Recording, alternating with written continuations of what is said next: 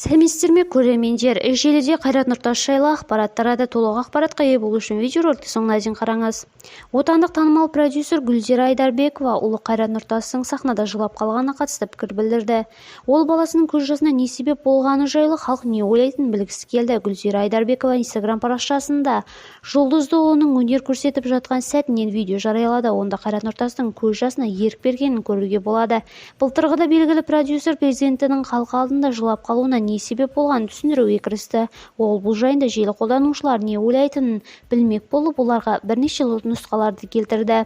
Қайратымның көз жасы не үшін екенін кім түсінді? Біріншісі халқының өзіне деген махаббаты, екіншісі өзіне белгісіз болған тылсым сезім. Ал мен дәл қазір көріп отырып, баламның бір ауыз бәріңіз жарықты қосыңыздаршы деген сөзіне түгелдей жылулық танытып, түгелдей ұялы телефондардың жарығын қосқан халықтың махаббаты жылатты. Алла ешкімді баламмен сынамасын, анда-санда көз жасын шығарып алғанда дұрыс.